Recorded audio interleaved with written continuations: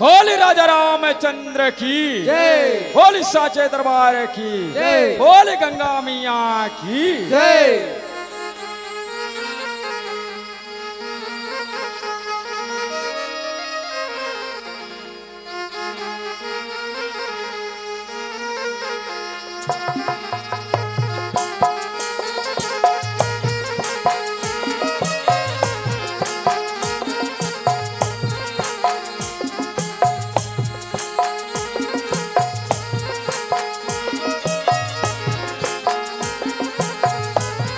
विश्व वंदनी भारत माता के एकलौती दुलौरी बेटी हमारी ये छत्तीसगढ़ महतारी और ये छत्तीसगढ़ महतारी के कोला में किलकारी मरैया ग्राम ये झलमला के पावन माटी में नमन कर सो संगवारी हो। यही पावन माटी मां नवरात्रि के पावन पर्व में ऐसा पावन आयोजन रखेंगे हवे धन्य हवे हमारे आयोजक समिति वाले भैया मल्ला जैनवन भागीरथी बन के आज झलमला के पावन धरा में गंगा साक्षात अवतरित करे हवे। आज आयोजक समिति के पौरी में नमन करत हमो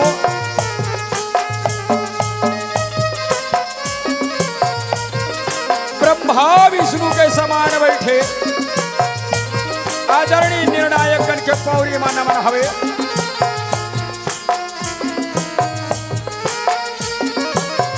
आदरणीय जम्मो झल्ला एक सूत्र में बांध के रखने वाला कोयली का सुवानी न बौछार करैया आदरणीय हमारे संचालक महोदय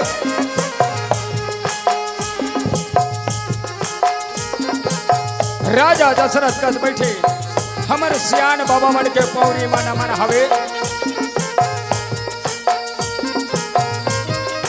वात्सल्यमयी ममतामयी करुणामयी अपन अचरा के पल्लू में ढक के रखिया हमर महतारी मन के श्री चरणों में।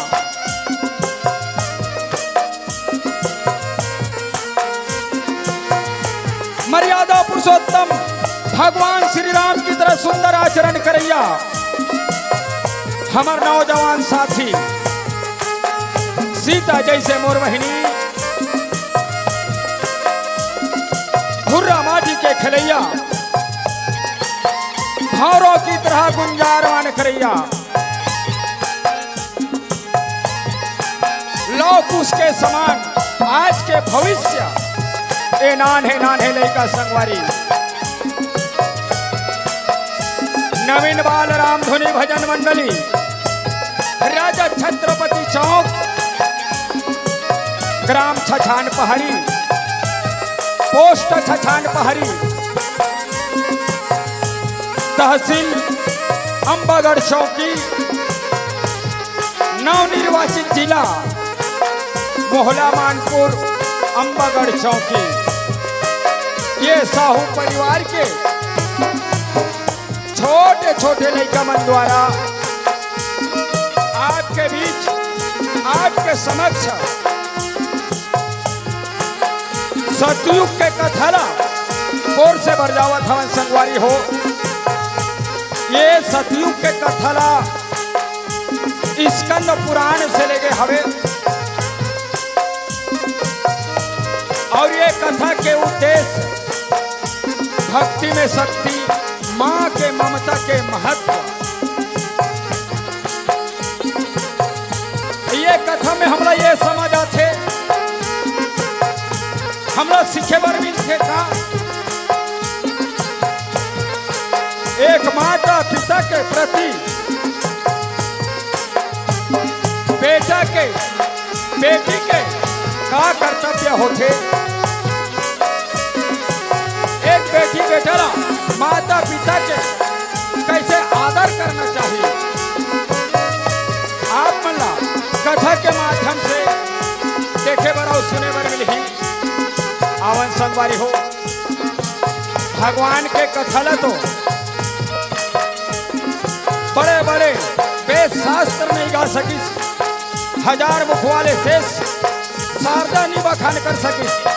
मैं तो तुहरे खिलाई नहीं कहा बेन कथला आज के बीच में रखे बर दावत हूँ।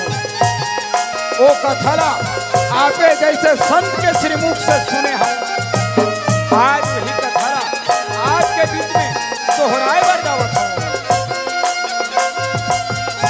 ये साहू परिवार के अबोध बालक मन से कोनो प्रकार की गलती हो ही आप मन अपन लड़का समझ के, अपन बेटा समझ के, अपन भाई समझ के क्षमा करो, माफी दे हो, माफी दे हो।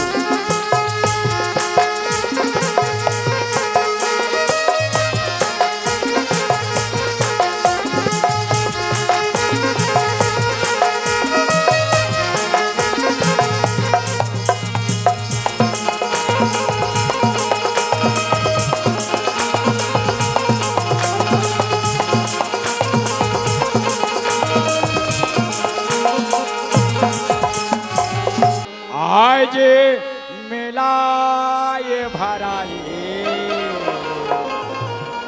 राजा राम दरबार।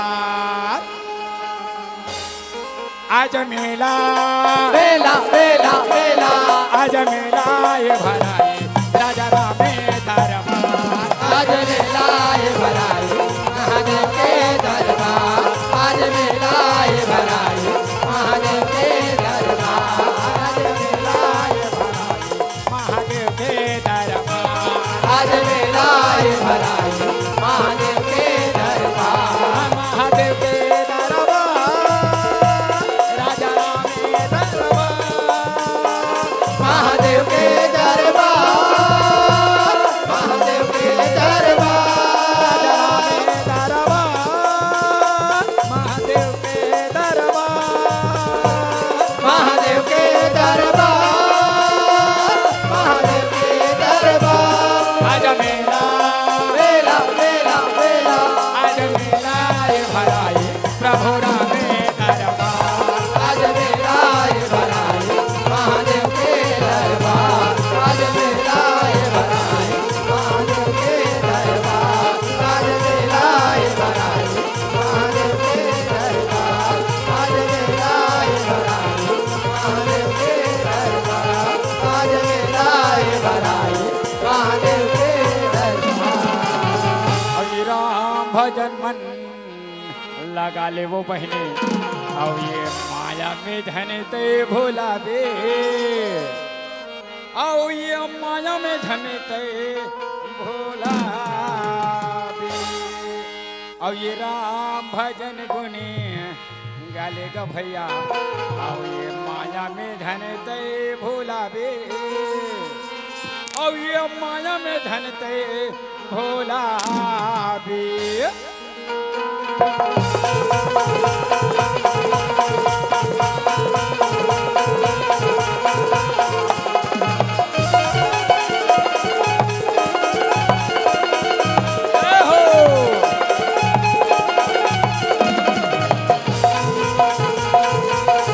श्री राधे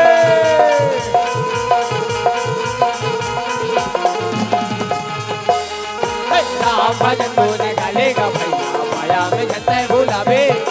माया में झंडा भुलावे। राम भजन बोले गालेगा भैया माया में झंडा भुलावे। माया में झंडा भुलावे। राम भजन बोले गालेगा भैया माया में झंडा भुलावे। माया में झंडा भुलावे। राम भजन बोले गालेगा भैया माया में झंडा भुलावे। माया में झंडा भुलावे। श्री राधे। ये लख 84 योनिला भटक के मानव तन मिले है और ये मानव तन मिले है लेकर सदुपयोग कर लेवन।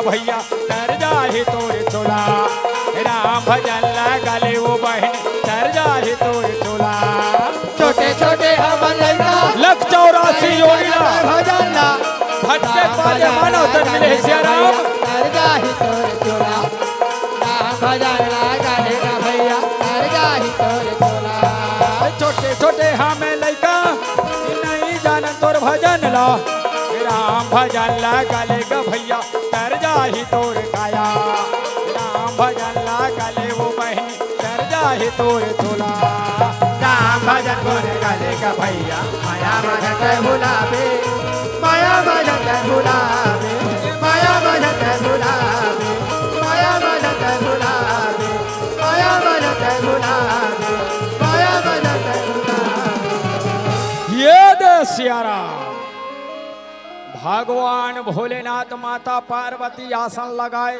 कैलाश में बैठे हवे नगा सिया राम जय श्री राम ये कथा सतयुग के कथा आवे सिया राम और ये कथा ला स्कंद पुराण से ले गए हवे नगा सिया राम जय श्री राम आज भगवान भोलेनाथ कैलाश में बैठे हैं माता पार्वती अपन पति देव के सेवाला बजावत हवे नगा सिया राम जय श्री राम माता पार्वती ला अपन स्वामी के सेवा बजाते बजाते बजाते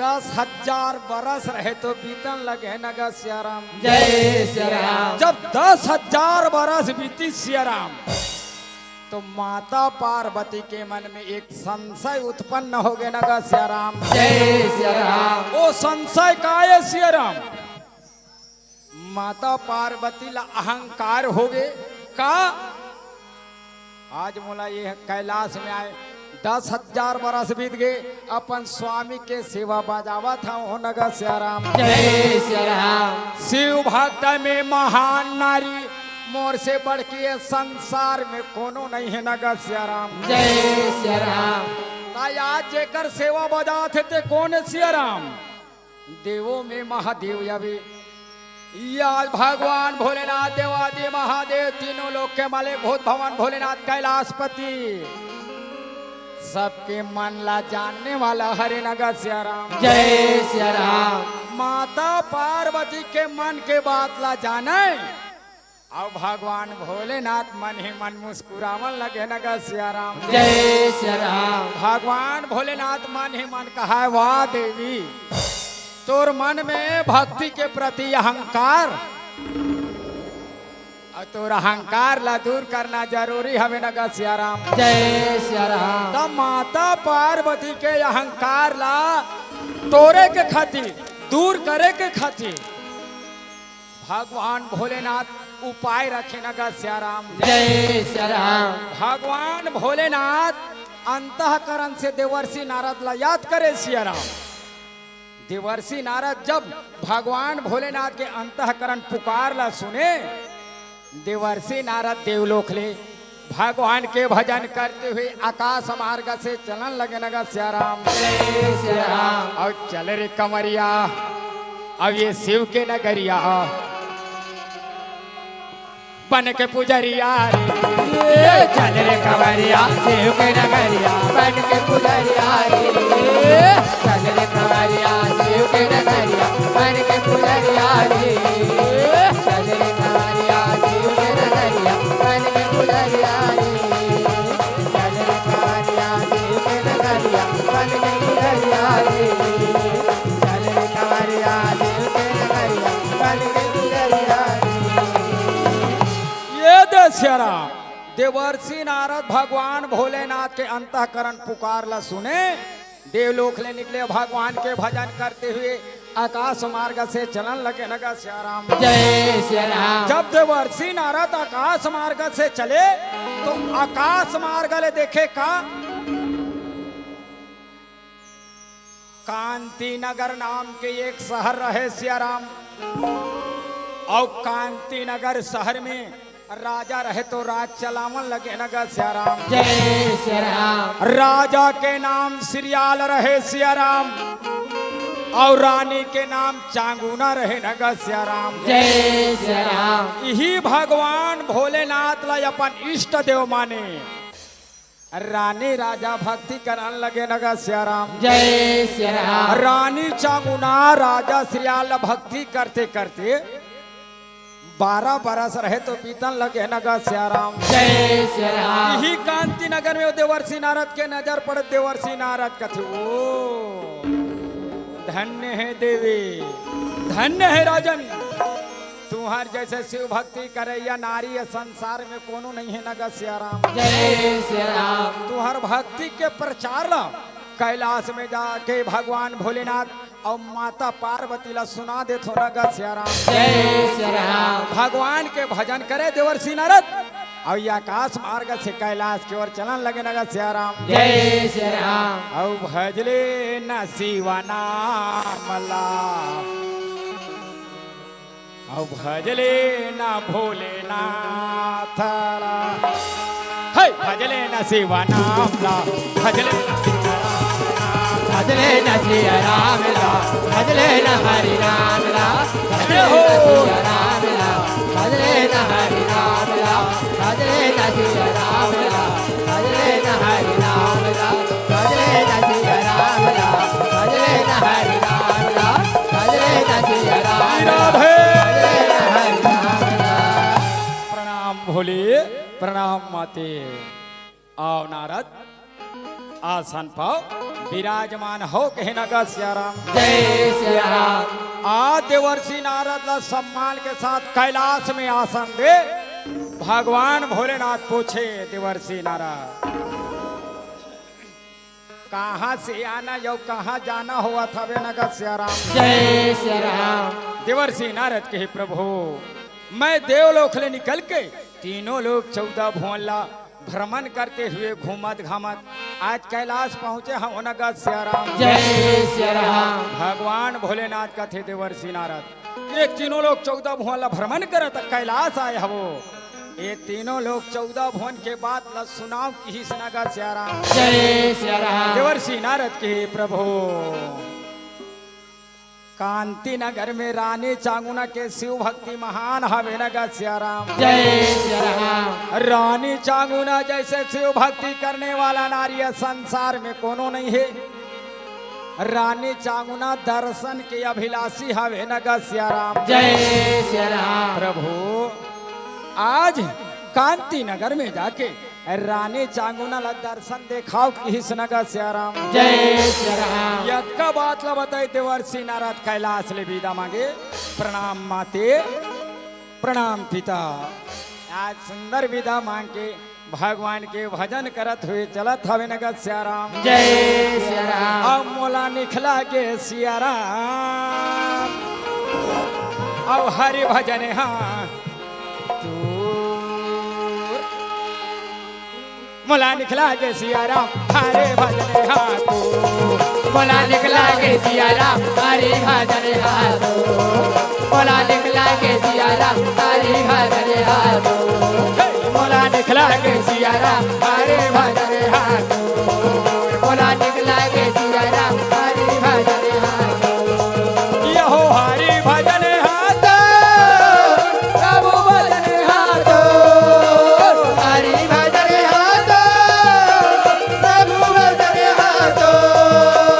हरि भजन हाथो प्रभु भजन हाथो।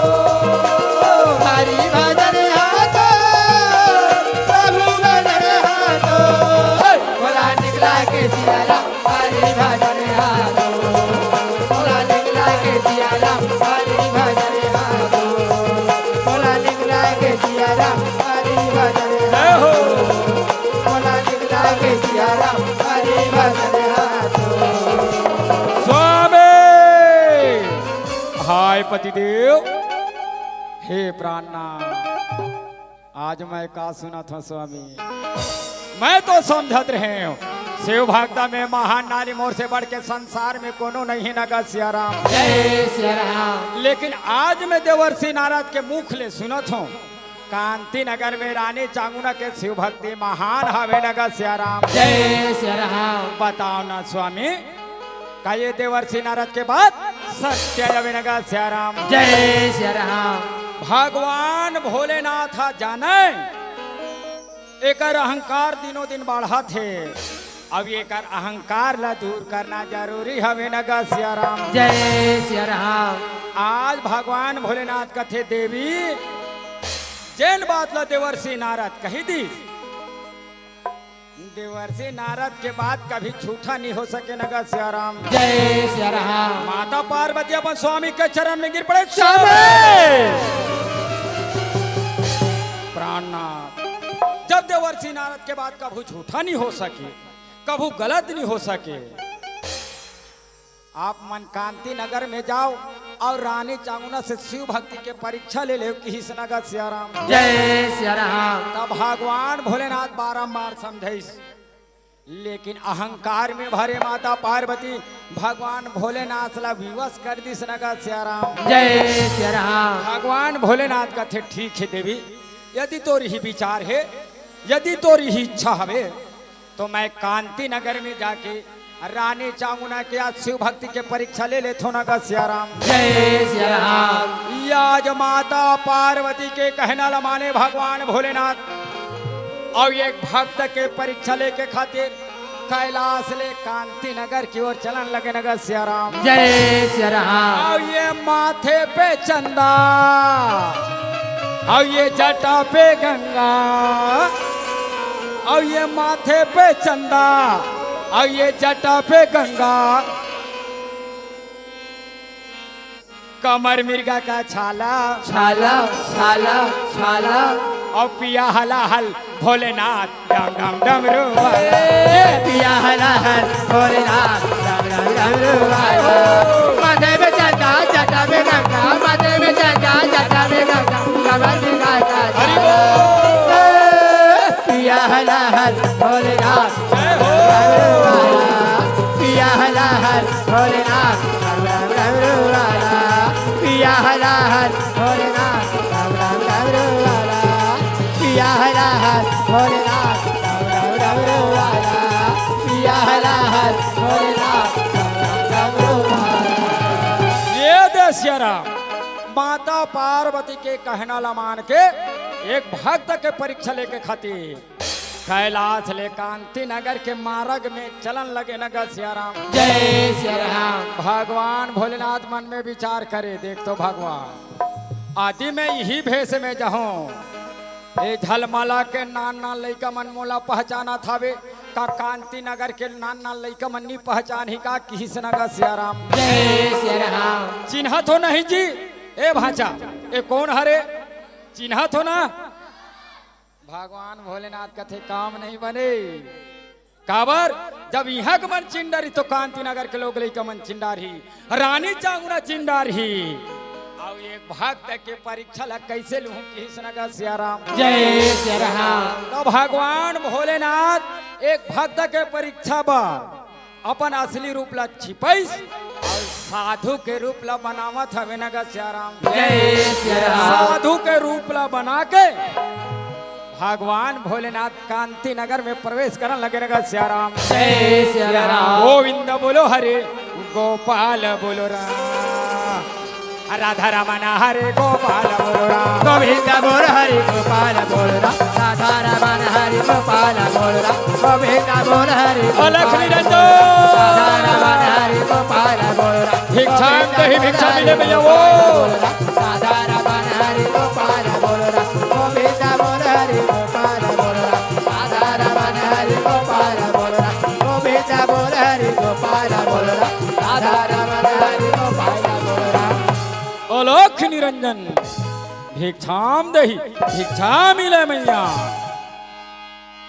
भगवान भोलेनाथ अपन असली रूप ला छुपा करके साधु के रूप बनाइस और कांति नगर के रानी चामुंडा के राजद्वारी में जाके अलग जगावत हवे नगर सियाराम। जय सिया राम। रानी चामुंडा शिव भक्ति में लीन। रानी चामुंडा के कान में आवाज पहुंचे, भगवान आज मो डेहरी में कोनो भिक्षुक आए हवे, ऐसे मोला आभास हुआ थे कि हिस नगर सियाराम। जय सिया राम। काबर रानी चामुंडा भक्ति में लीन है, आवाज ला सुनिस तो पारिक करिस आज मो डेहरी में कोनो भिक्षुक आए हवे, ऐसे लगत ही। और मैं जाऊं ते खाली हाथ कैसे जाऊं भगवान। रानी चामुंडा सोना के थाली में भिक्षा ला लगाए और भिक्षला गा के आज राजद्वारी की ओर चलन लगे नगा सिया राम। जय सिया राम। अब ये सिया रामा तोर और ये बंसी के बजैया मना मोहना है राम। सिया राम तो बांसी के बजैया माने मोहना है राम। सिया राम तो बांसी के बजैया माने मोहना है राम। सिया राम तो बांसी के बजैया माने मोहना है राम। सिया राम तो बांसी के बजैया माने मोहना है राम। सिया राम तो बांसी के बजैया माने मोहना है राम। साधु महात्मा ला देखे दंडवत प्रणाम करे बाबा। साधु महात्मा के चरण पा लेते हैं, चरण में गिरे, लेकिन रानी चांगुना के भाग्य में नहीं है नगा सिया राम। जय सिया राम। रानी चांगुना मन में विचार करे भगवान आज मो डेहरी में साधु संत आहे ओकर चरण के धुर्रल अपन माथ में लगा लेते हैं, लेकिन मोर भाग्य में नहीं है। कोई बात नहीं, मैं भिक्षा लाए हूँ, भिक्षा ला दे देता हूँ। रानी चांगुना भिक्षला बड़ा आदर के साथ में देवन लगे नगा सिया राम। जय सिया राम। बाबा आपके लिए मैं भिक्षा लाया हूँ, भिक्षा ग्रहण करो, भिक्षा ले लो कि नगा सिया राम। जय सिया राम। रानी चांगुना के ऐसा मीठी वाणी ला सुने साधु महात्मा आंखें लाल करके कह लगे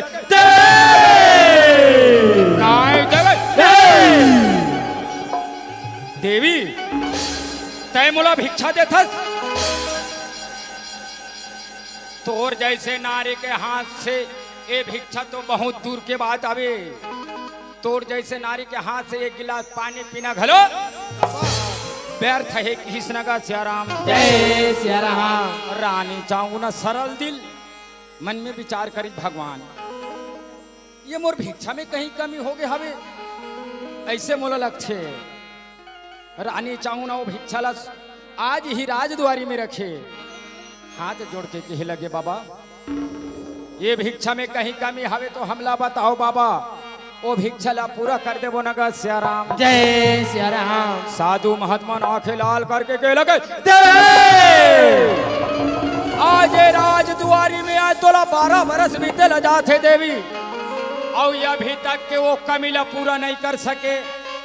आज तय का वो कमीला पूरा करबे कृष्ण का सिया राम। जय सिया राम। देवी आज तोरा 12 बरस बीते ल जाते, अब ये तो डेहरी में दिया के जलाने वाला नहीं है कृष्ण का सिया राम। जय देवी सिया राम। आज तोर कोरा हरा भरा नहीं है और तोर जैसे नारी के हाथ से भिक्षा नहीं ले सकूं। देवी तोर जैसे नारी, तोर जैसे स्त्री, तोर जैसे औरत ला बांझ कहे जाते हैं।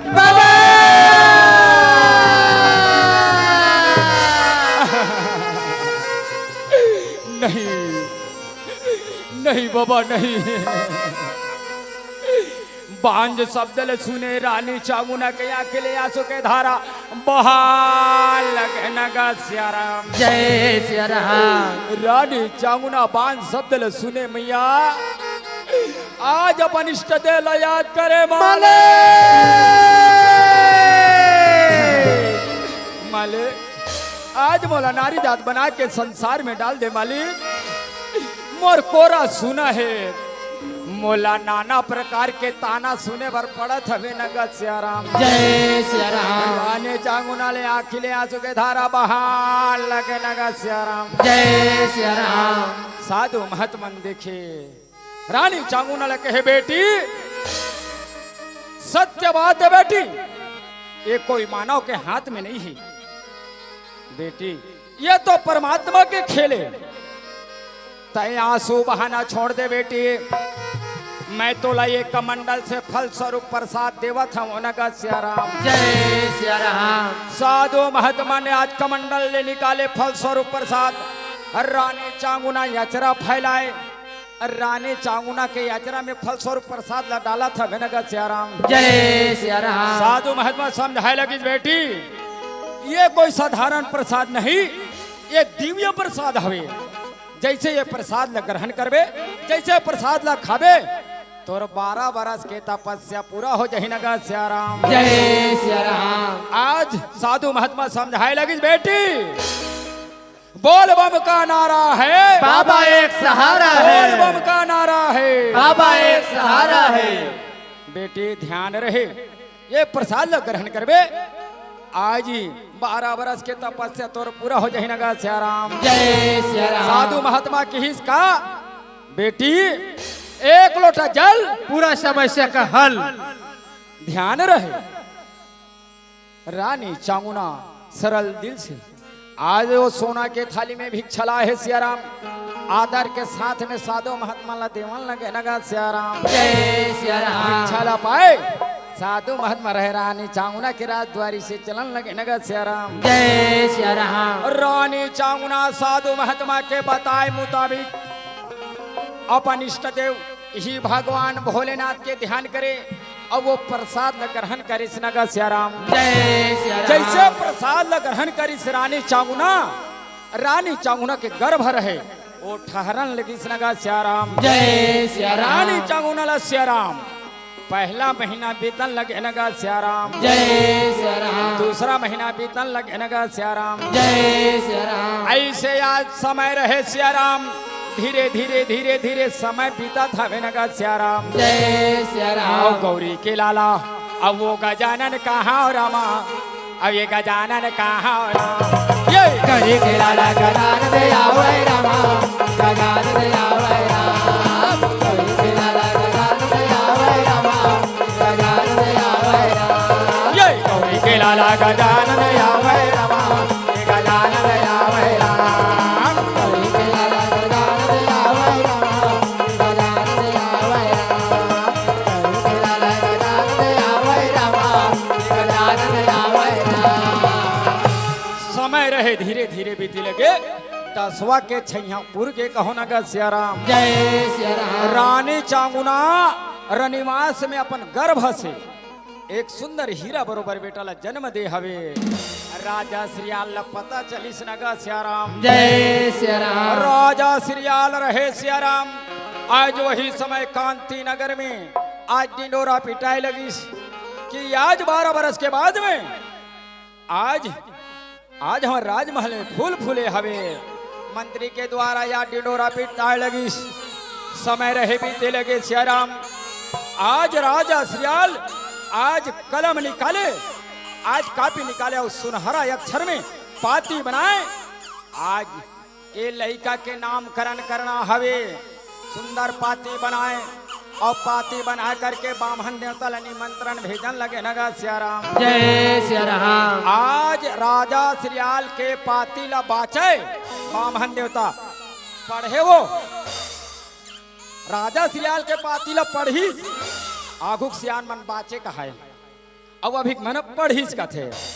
आज राजा श्रीयाल के पाती ला पढ़ के ये आज वही समय बामन नेता राजा के राज दरबार में चलन लगे नगा सियाराम। जय सिया राम। और गौरी के लाला और ये गजानन कहो रामा, और ये गजानन आवे गरी के लाला गजानन दे आवे रामा, गजानन दे आवे राम। गरी के लाला गजानन दे आवे रामा, गजानन दे आवे राम। गरी के लाला गजानन दे आवे रामा, गजानन दे आवे राम। पातिला याद बामन देवता बाचे और राजा के राज दरबार की ओर चलन लगे नगा सियाराम। जय सिया राम। नगर के नर नारी मन सुनी से दई आई आई आई राजा के घर में वो बांझ कहा है। देख तो आज 12 बरस के बाद ओकर घर में फूल फूले है। चलो बहिनी चलो आज ओकर घर में मंगल सोहर हवे के है नगा सियाराम। जय सिया राम। नगर के नर नारी रहे सियाराम। राजा श्रीयाल के आज सुंदर मंत्री मन के आज आवाज ल सुन के राजा के राज दरबार में लइका लया सुंदर खिलाए के खातिर चलन लगे नगा सियाराम। जय सिया अरे राम। तारे हारे नाना सुवाना कदम तारे झोलना झूले रामा। ये तारी हारी नाना सुवाना कदम तारी झूलना झूले रामा। ये तारी हारी नाना सुवाना कदम तारी झूलना झूले रामा। तारी हारी नाना सुवाना कदम तारी झूलना झूले रामा। तारी हारी नाना सुवाना कदम तारी झूलना झूले रामा। ये हो हाथ ला उठा के जैसे वो बोलो, जैसे वो बोलो जी जैसे वो बोलो। हाथ ला उठा के जैसे वो बोलो, जैसे वो बोलो जी जैसे वो बोलो। जैसे वो बोलो जी जैसे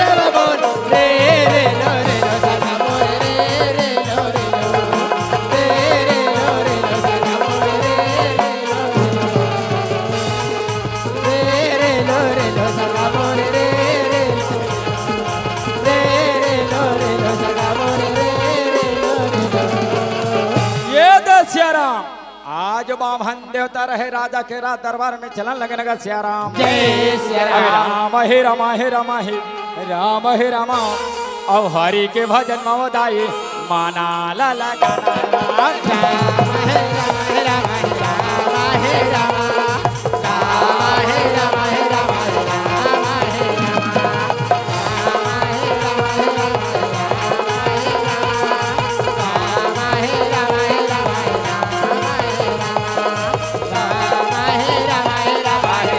आज राजा श्रीयाला गोरा करत रहे जैसे रात द्वारी में देखे बामहन चला। आज राजा श्रीयाल जाके दंडवत प्रणाम करे। प्रणाम बाबा, आओ आसन पाओ विराजमान हो। राजा श्रीयाल खुशी खुशी में रानीवास में पहुंच गए। कहो नगर सियाराम। जय सिया राम। रानी चांगुना लगी देवी देवी का बात है स्वामी।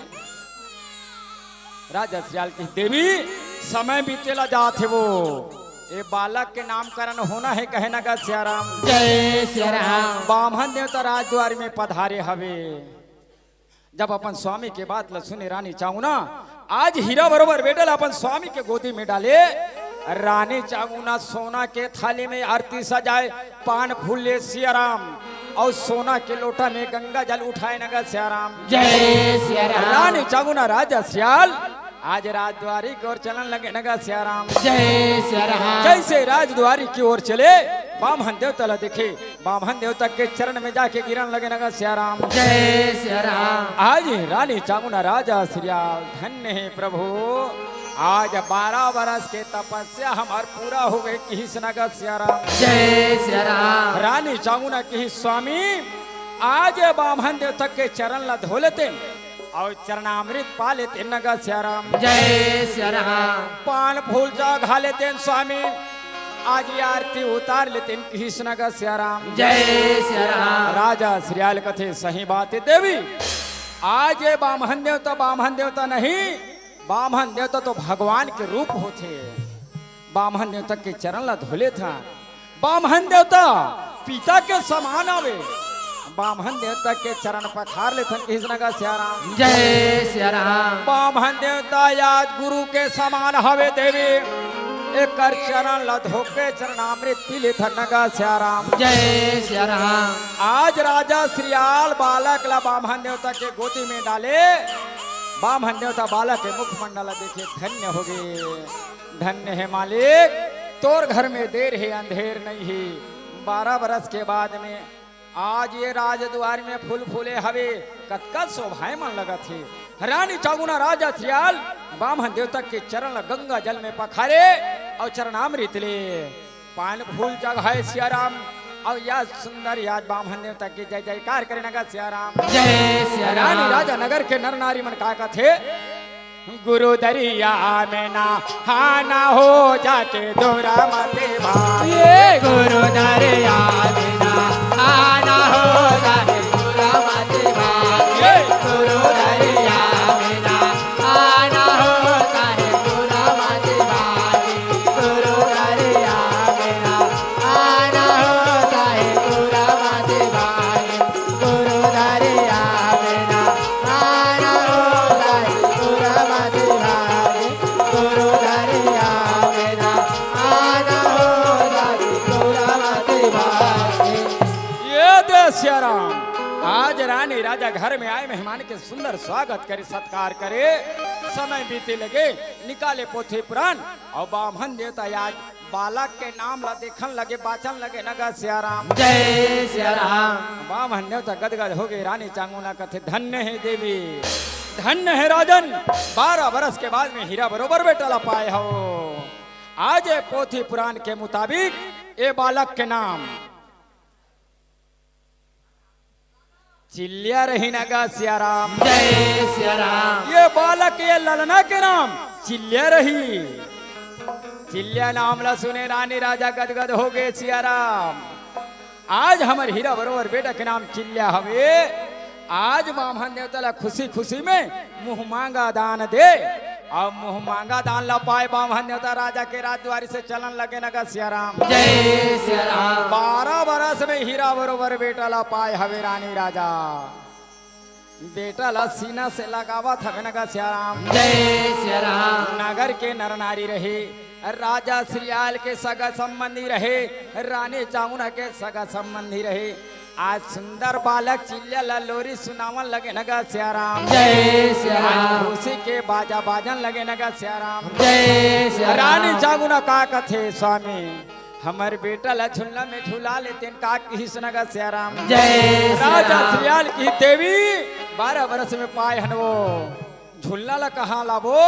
आज हमार हीरा बरोबर बेटा ला कलेजा के टुकड़ा ला अपन बाहा में झुला लेथन, अपन भूजा में झुला लेथन किस नगा सियाराम। जय सिया राम आज रानी चामुना राजा श्रीयाल बालक चिल्ला ला या सुंदरी अपन गोदी में झुलावन लगे नगा सियाराम। जय सिया राम रानी राजा नगर के नर नारी कहे लगे और ये पाले बो बेटा ला राम, और ये पाले बो लाला ला राम, और ये सुंदर झूलम झुलाले बो ये पाल बो बेटा राम सुंदर झूला झूलाल बोरा। पाल बो बेटा राम सुंदर झूला झूलाल बोरा। ये पाले बो बेटा ला राम सुंदर झूलम झुलाले बोरा। पाल बो बेटा राम सुंदर झूला झूलाल बोरा। ये पाले बो लाला ला राम सुंदर झूलम झुलाले बोरा। पाल बो बेटा राम सुंदर झूला झूलाल बोरा। पाल बो बेटा राम सुंदर झूला झूलाल बोरा। ये दे सियाराम आज लड़का के निमंत्रण लपा के राजा श्रीयाल के निमंत्रण लपा के या सगा संबंधी पहुंचे रहे नगा सियाराम। जय सिया राम समय बीते लगे सियाराम। आज बालक चिल्ला वरदानी पुत्र अवे सबके लड़का आठे पाठे बाढ़े सियाराम, लेकिन बालक चिल्ला वरदानी पुत्र अवे नगा सियाराम। जय सिया राम तीन दुगुनी तराज चौगुनी बाढ़े लगे। बालक चिल्ला ही अंगना में खेले लइका मन के साथ में। रानी राजा देख के बड़ा गदगद हो गए नगा सियाराम। जय सिया राम राजा श्रीयाल कहे मालिक तोर घर में देर ही अंधेर नहीं है। आज हमारे बेटा चिल्ला अंगना में खेला थावे, आज ही अंगना कट का शोभायमान लगा था नगा सियाराम। जय सिया राम नगर के नर नारी रहे बालक के खेल ला देखे और बालक ला सुंदरी आज यही आज राजद्वारी में खिलावन लगे नगा सियाराम। जय सिया राम नगर के नर नारी मन का कहे सियाराम आइए तोर लाला रामा तोर लाला तोर बेटा रामा तोर बेटा तोर लाला राम तोर लाला तोर बेटा राम तोर बेटा तोर लाला राम तोर लाला तोर बेटा राम तोर बेटा तोर लाला राम तोर लाला तोर बेटा राम तोर बेटा तोर लाला राम तोर लाला तोर बेटा राम तोर बेटा। ये दे सियाराम आज समय बीते लगे। रानी चामुंडा अपन स्वामी के चरण में गिर पड़े पति देव। देख तो स्वामी आज हमार हीरा बरोबर बेटा जे पलना में रही यहाँ दे अंगना में लइका मन के साथ में खेला थे। देख तो समय कद का बीत गए। अब जब ले बेटा जन्म धरे हवे या पानी इष्ट देव के ध्यान करे बार भूला गए नगा सियाराम। जय सिया राम राजा श्रीयाल की सही बात है देवी। आज बेटा के मोह में आके हमन फंस गए, अपन इष्ट देव के ध्यान करे बार भूला गए। चलो ना देवी अपन इष्ट देव के ध्यान कर लेथन नगा सियाराम। जय सिया राम आज रानी चामुंडा राजा श्रीयाल बालक चिल्ला रहे भगवान भोलेनाथ के ध्यान करने लगे नगा सियाराम। जय सिया राम ओम नमः शिवाय ओम नमः शिवाय ओम नमः शिवाय। रानी राजा बालक चिल्ले रहे भगवान भोलेनाथ के ध्यान करे लगा सियाराम। जय सिया राम ओम नमः शिवाय हो रामा अब ओम नमः शिवाय हो राम। ओम नमः शिवाय हो राम ओम नमः शिवाय हो राम ओम नमः शिवाय हो राम ओम नमः शिवाय हो राम ओम नमः शिवाय हो राम ओम नमः शिवाय हो राम। ये ओम नमः शिवाय हो राम ओम नमः शिवाय हो राम। हरि ओम नमः शिवाय हो राम ओम नमः शिवाय हो राम। हरि ओम नमः शिवाय हो राम ओम नमः शिवाय हो राम। हरि ओम नमः शिवाय हो राम ओम नमः शिवाय हो राम ओम नमः शिवाय हो राम ओम नमः शिवाय हो राम ओम नमः शिवाय हो राम ओम नमः शिवाय हो राम ओम नमः शिवाय हो राम ओम नमः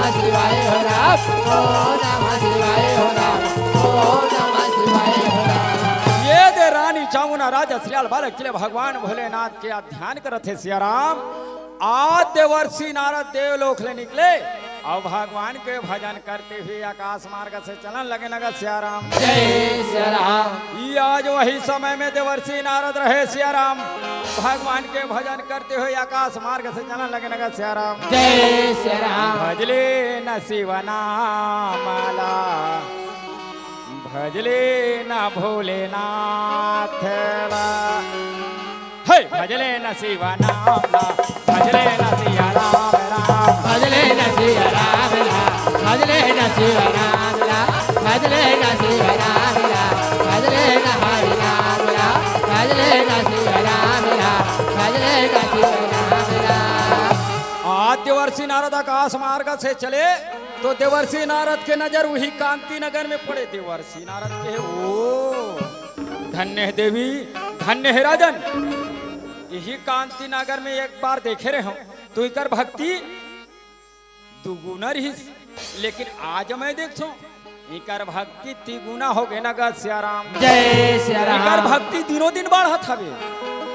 चलो इकर भक्ति के प्रचार ला कैलाश में जाके भगवान भोलेनाथ और माता पार्वती ला सुना देथो नगर सिया राम। जय सिया राम। या देवर्षि नारद आकाश मार्ग से भगवान के भजन करते हुए आज कैलाश की ओर चलन लगे नगर सिया राम। जय सिया राम। अये नारायण नारायण नारायण भजमन नारायण नारायण नारायण श्रीमन नारायण नारायण नारायण भजमन नारायण नारायण श्रीमन नारायण नारायण नारायण भजमन नारायण नारायण नारायण श्रीमन नारायण नारायण नारायण श्रीमन नारायण नारायण नारायण। प्रणाम भोले, प्रणाम माते। आयुष्मान भव नारद, आओ नारद आओ, आसन पाओ, विराजमान हो बैठो। देवर्षि नारद कैलाश में आसन दिस नगर सिया राम। जय सिया राम। आज माता पार्वती देवर्षि नारद ला पूछे सिया राम, कहो देवर्षि नारद कहाँ से आना जाओ, कहाँ जाना हो था वे नगर सिया राम। जय सिया राम। अब यही कल थोड़ा सोच ले सिया राम।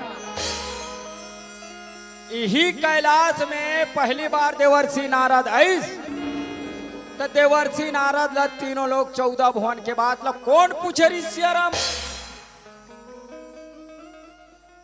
कौन पूछी? भगवान भोलेनाथ पूछे रही। याद हावे नहीं सिया राम, सुरता है कि नहीं है? भगवान भोलेनाथ पूछी देवर्षि नारद ये तीनों लोग 14 भुवन भ्रमण कर क्या थो, ये तीनों लोग 14 भुवन के बात ला बताओ। कहीं पूछे रही तो बता रही देवर्षि नारद कांति नगर में रानी चांगुना के शिव बता रही से। आज घलो भगवान भोलेनाथ कैलाश में बैठे हैं, माता पार्वती घलो हवे। आज घलो पूछ सकत रही से, पूछ सकत रही से कि नहीं पूछ सकत रही से, पूछ सकत रही से आज भी। लेकिन आज भगवान भोलेनाथ नहीं पूछी, माता पार्वती अगवा गे। काबर काबर सिया राम, माता पार्वती के अहंकार दिनों दिन बढ़न लगे नगर सिया राम। जय सिया राम। माता पार्वती के मन में अभिलाषा रहे का आज देवर्षि नारद अपन नजर से मोर स्वामी के सेवा बजात देखे है।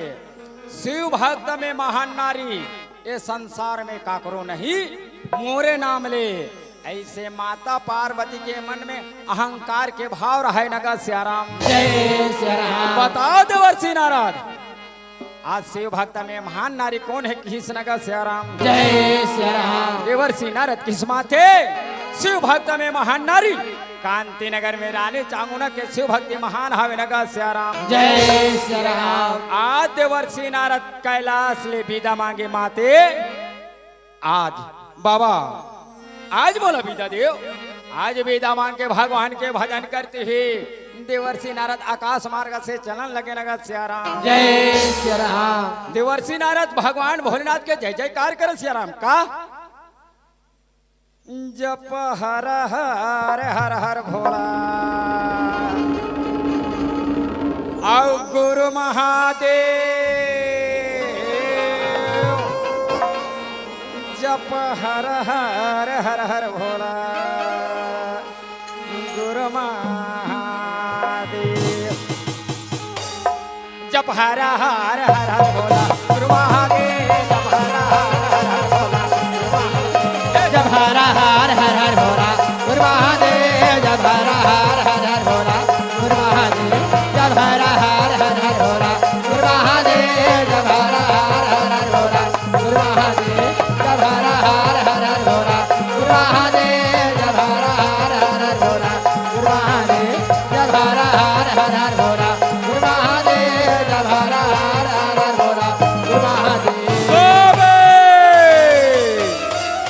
देव हे प्राणना आज मैं का सुनत हूँ मैं तो समझत रहे से भक्ता महान नारी मोर से बढ़ के दोनों नहीं है लेकिन आज भी वो देवर्षि नारद के मुख में बसे हवे कांति नगर में रानी चामुंडा के नाम है नगर सियाराम जय श्री राम बताओ ना स्वामी का ये बात सत्य है किस नगर सियाराम जय श्री राम भगवान भोलेनाथ जाने एक अहंकार दिनों दिन बढ़ा थे और एक अहंकार ला दूर करना जरूरी है विनगा सियाराम जय श्री राम भगवान भोलेनाथ की देवी जैन बात देवर्षि नारद कह दी देवर्षि नारद के बाद कभी मिथ्या नहीं हो सके कभी गलत नहीं हो सके कभी झूठा नहीं हो सके कि नगर सियाराम जय श्री राम माता पार्वती अपन स्वामी के चरण गिर पड़े ऐसा बात तो आप मन कांति नगर में जाओ और रानी चामुंडा से भक्ति के परीक्षा ले ले किस नगर सियाराम जय श्री राम ऐसे परीक्षा ले स्वामी कठोर से कठोर से कठोर से परीक्षा ले ताकि रानी चामुंडा सफल जन हो सके किस नगर सियाराम जय श्री राम भगवान भोलेनाथ कथे ठीक है देवी यदि तोरी ही विचार है यदि तोरी ही इच्छा है तो मैं कांति नगर में जाके रानी चामुंडा से शिव भक्ति के परीक्षा ले लेता हूँ किस नगर सियाराम जय श्री राम माता पार्वती के कहना मान के भगवान भोलेनाथ आज कैलाश ले कांति नगर की ओर चलन लगे नगर सियाराम जय श्री राम भगवान भोलेनाथ कैलाश ले तू चारे पांव रेंगे है सियाराम माता पार्वती दौड़े लगे स्वामी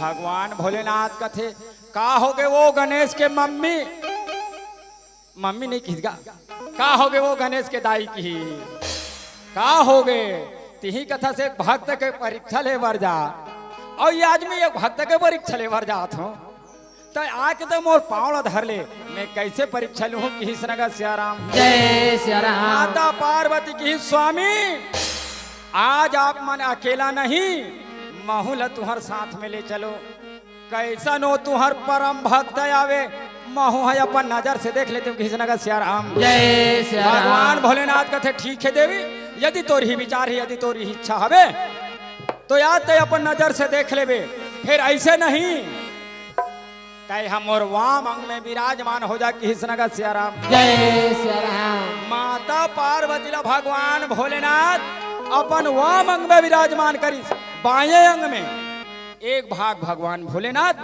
और एक भाग माता पार्वती नगर सियाराम जय श्री राम देखे हो नहीं सियाराम देखे हो उसने स्वरूप देखे हो कहा देखे हो सियाराम कहा फोटो में मूर्ति में आज वही रूप ला धरिस आज भगवान भोलेनाथ मन में विचार करिस का देख तो आज एक भक्त का परीक्षा ले बर जात हूं भगवान भोलेनाथ अपने असली रूप ला छिपाए और यौघट के रूप बना करके आज भारी क्रोध होए और क्रोध हो करके यौघट के रूप बना के कांति नगर में प्रवेश करने लगे नगर सियाराम जय श्री राम बोली शंकर भगवान की जय बोली श्यावती रामचंद्र की जय बोले गंगा मैया की जय साहे बंदगी साहे सकल संत को साहे बंदगी साहे